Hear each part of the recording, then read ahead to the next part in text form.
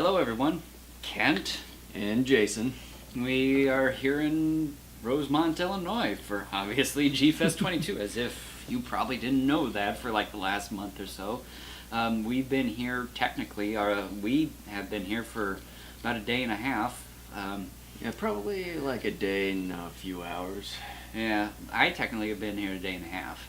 I've been here since 9:30 yesterday, so... Oh, brag. I just have a shorter drive than you.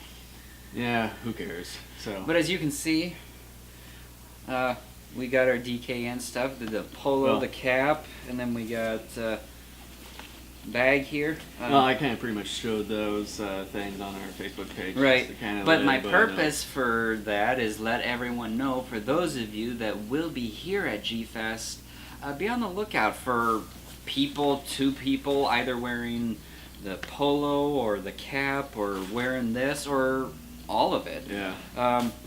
We're going to be wearing these polos at least for part of the weekend, not all of it, so be on the lookout. I'm sure we're probably going to be the only people wearing red polos, but who knows, or at least spot us. Or at least brighter red polos.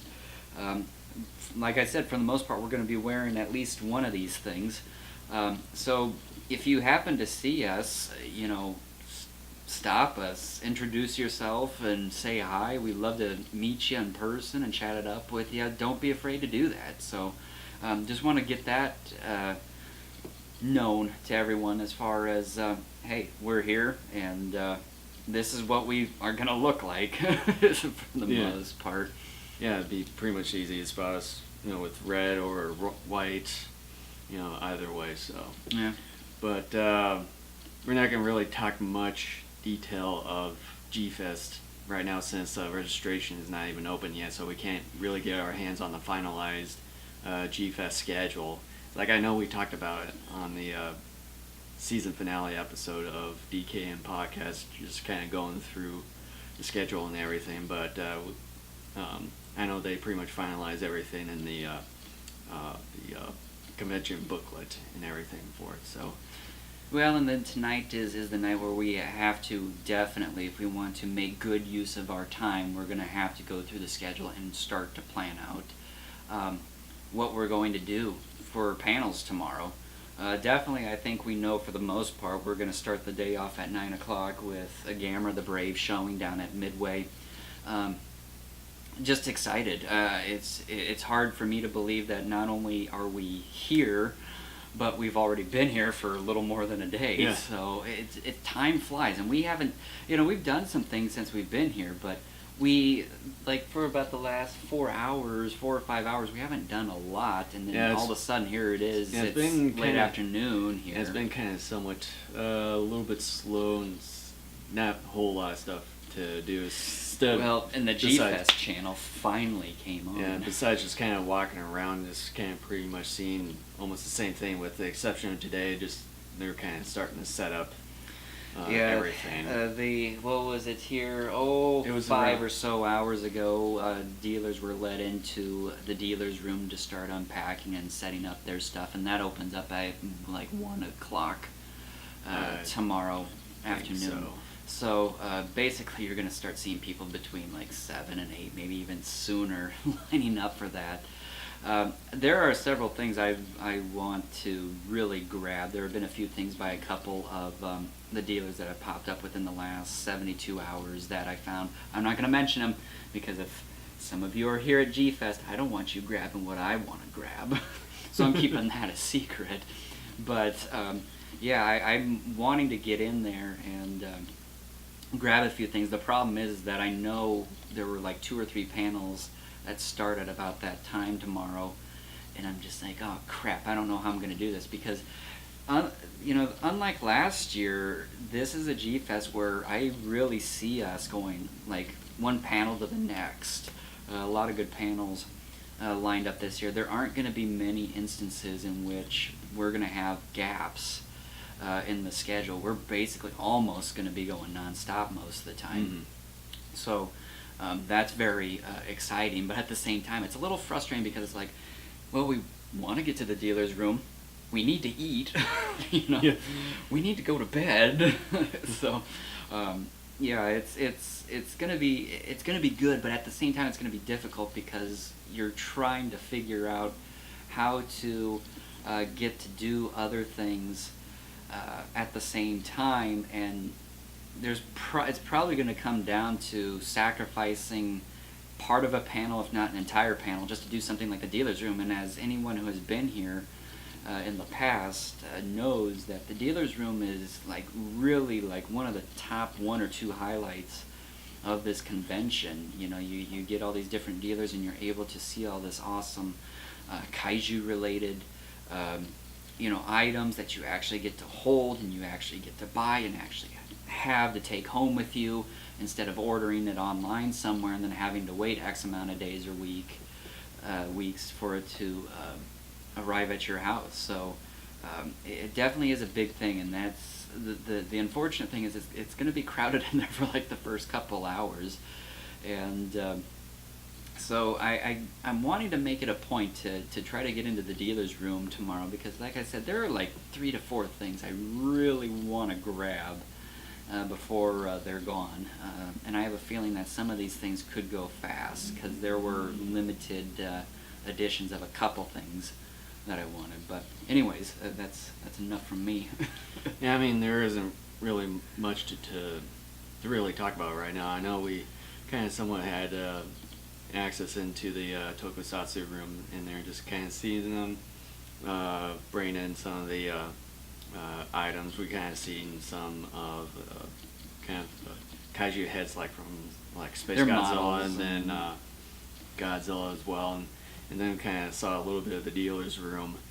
The dealer's room, for the most part, seems like it's a similar setup to years past. I mean, this is our 4th consecutive G-Fest, and some of the same dealers that have been here for all 4 years are in the exact same spots that they have been. Yeah, there's always a change every year to some degree, but some of the dealers that have been here at least every year that we've been going seem to always get their spots back for the most part. But yeah, it seems that's the kind of the only area that's been getting most of the activity there. And then I think earlier this morning, I think probably before noontime, they pretty much had the O'Hare 1 and 2.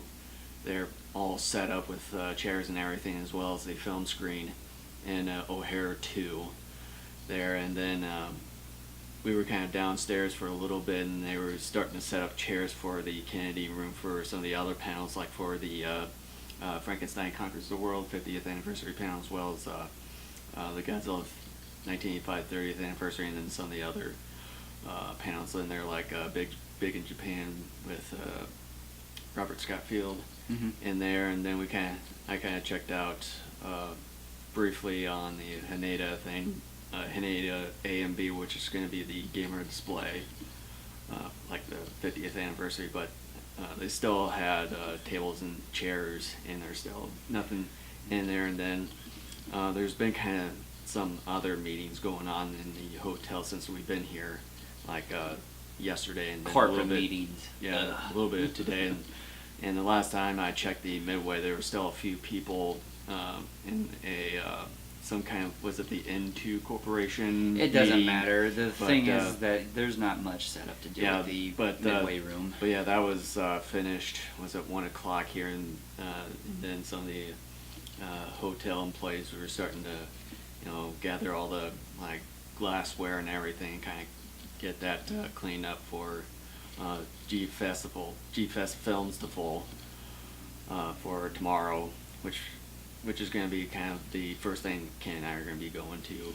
Yeah, all day Friday in there is Gamera movies from 9 o'clock all the way till that ends at supposedly at 1 in the morning, I think, or starts at 1 in the morning. Yeah, something like that. So like it's supposed to end about 1 in the morning. So we'll be able to, because of the schedule, be able to check out at maybe 2 or 3 movies at least. Yeah. So we watched 2 movies so far. A couple of the movies that we brought. Jason never saw the Japanese cut of Godzilla 1985, or just simply titled Godzilla. He enjoyed that, So Yeah. got to see his favorite movie uncut. And then this morning, we watched Warning from Space. I almost said Warning from Japan. Warning from Space. I know a lot of people. Just a brief little ramble about that movie. I know the movie gets like 1.5 stars on Amazon. I think a lot of that, I haven't read all the reviews. It's been like a couple of years since I actually paid attention to the reviews of that movie on Amazon, but I think most of the negative reviews of that have more to do with the presentation of that movie. And my thoughts on the presentation of the movie from Alpha Video is, it's not the greatest. Like, the colors are faded throughout the entire film pretty much. And there are some moments of film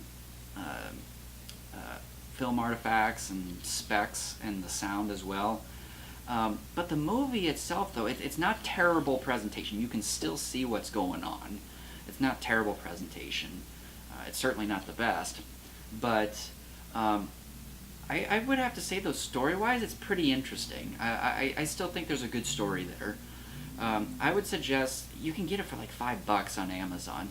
If you don't own it, check it out. It's $5. It's, like I said, it's not a great presentation. I don't know if we'll ever get an actual better copy of that movie because it is such an obscure title.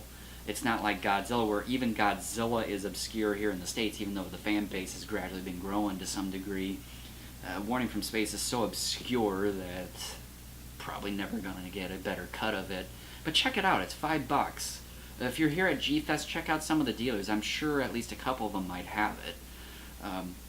They might charge you a little bit more for it, I don't know. But you can get it on Amazon for $5. Check it out. I think most of you will like it. If you enjoy some of the tokusatsu stuff, this is kind of your movie. There aren't a whole lot of special effects shots. This is definitely more story-based. It's a movie that runs like 88 minutes in length, but it feels a little bit longer than that because there's a lot of material involved with that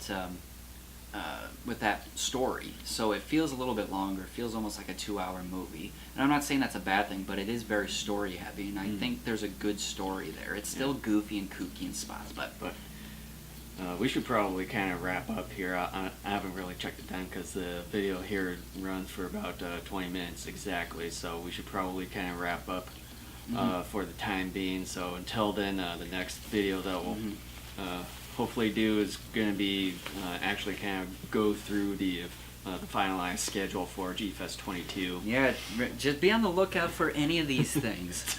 We want to talk to you. You look goofy doing that. So. I'm just saying, just pointing it out. Just like, we want to meet you in person and chat up with you for a little bit, And it's like I know at least one of the listeners or two or a few that are going to be here at G-Fest. So, but hopefully, finally, hopefully meet Kat and Josh Finney in person. Well, I shouldn't say hope. We will. We will. And then as well as August Regone, I ran into Robert Scott Field and chatted with him for about a couple minutes there. Just, kind of a friendly little chat there. And then we kind of briefly talked. What else would it be? Would it be a very hostile one? Break you over his knee. And then we kind of briefly talked to Matt Frank there. Yeah. So yeah, that's kind of pretty much it so far. But so just kind of look forward to the next video of us kind of briefly going over the finalized schedule of G-FEST XXII. For Friday, anyways. Yep. All right. Catch you guys later. Sayonara.